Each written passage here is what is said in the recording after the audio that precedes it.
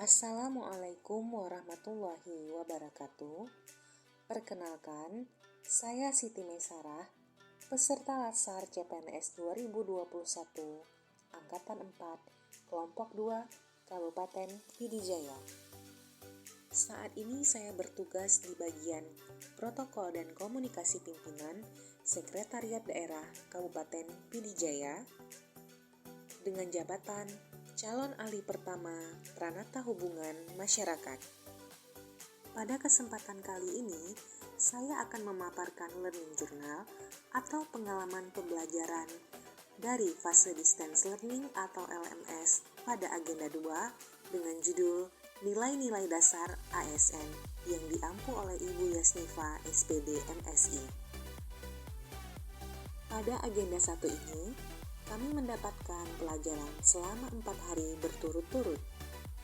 Di hari pertama, pembelajaran terbagi menjadi 2 sesi, yaitu sesi sinkronus dan sesi asinkronus. Sesi sinkronus yang menjadi sesi pertama kami diawali dengan perkenalan dengan Ibu Yasnifa dan kami selaku anggota Latsar, dilanjutkan dengan pemaparan materi berakhlak oleh Ibu Yasnifa, dan ditutup dengan arahan tugas individu dan kelompok sepanjang agenda 2 ini. Menurut saya, atmosfer pembelajaran di sesi ini sangatlah menyenangkan.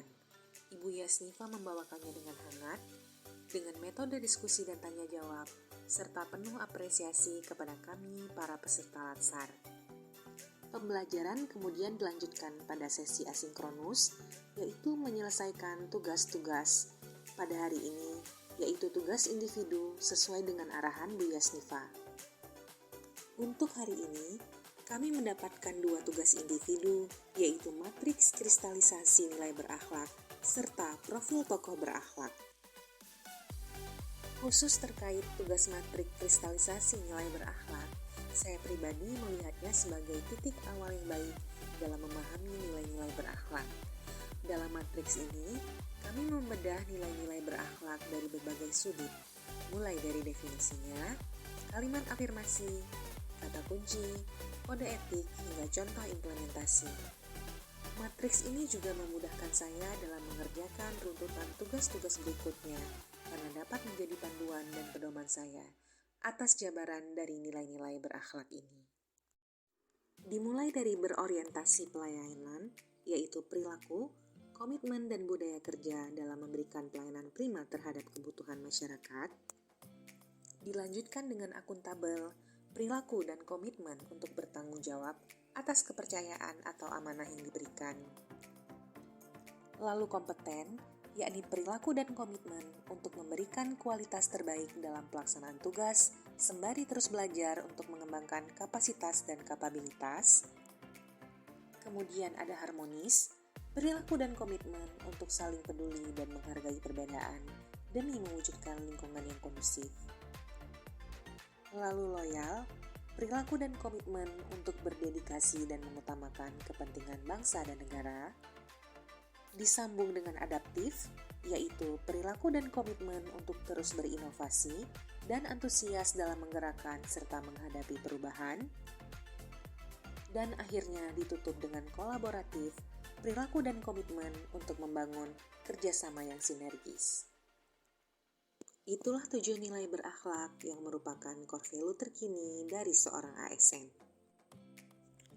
Pada hari kedua, sepenuhnya kami menjalani pembelajaran secara asinkronus. Pada hari ini kami mengerjakan 2 tugas, yaitu yang pertama tugas individu. Kami diminta untuk merefleksikan penerapan nilai-nilai berakhlak oleh para pegawai di lingkungan kerja kami masing-masing. Dengan matriks yang telah saya kerjakan pada tugas sebelumnya, saya jauh lebih mudah dalam melihat dan mengkategorikan refleksi nilai-nilai berakhlak di instansi saya.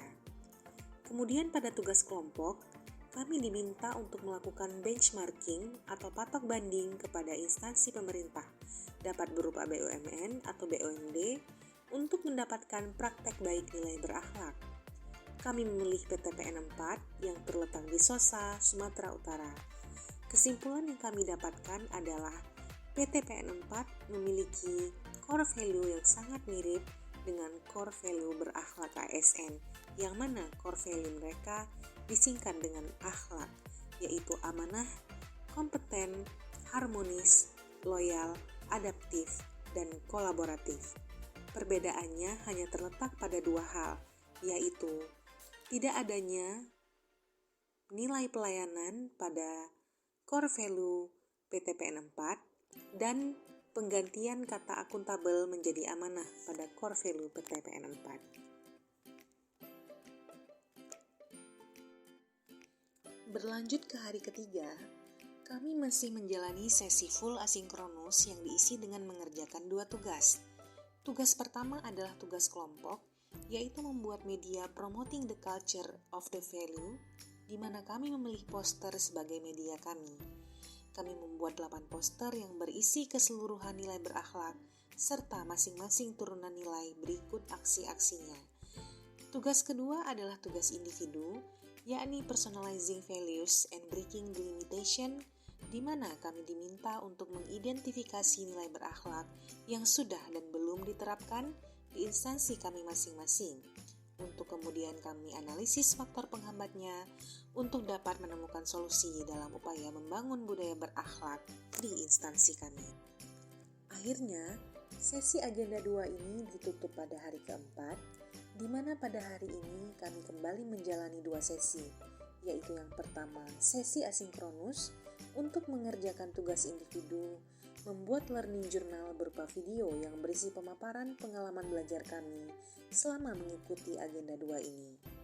Kemudian dilanjutkan dengan sesi sinkronus dan kami kembali bertemu secara online dengan pengampu kami Bu Yasnifa dalam agenda mempresentasikan dan mereview keseluruhan tugas yang telah kami kerjakan pada agenda 2 ini. Akhirnya, sesi ini ditutup dengan pesan dan kesan dari pengampu dalam suasana yang hangat dan penuh rahmah tamah. Secara keseluruhan, saya menyenangi pembelajaran pada agenda 2 ini, baik dari aspek materi, pengayaan materi pemahaman dalam bentuk mengerjakan tugas-tugas, serta suasana kelas pada saat sesi sinkronus. Walaupun masih perlu waktu untuk melihat penerapan core value ini dalam kehidupan kami sebagai seorang ASN, setidaknya kegiatan pembelajaran kami pada sesi ini telah mengantar kami kepada pemahaman awal nilai-nilai berakhlak. Saya ASN berakhlak, saya bangga melayani bangsa. Demikian paparan yang dapat saya sampaikan, lebih dan kurang saya mohon maaf. Wabillahi taufiq wal hidayah. Assalamualaikum warahmatullahi wabarakatuh.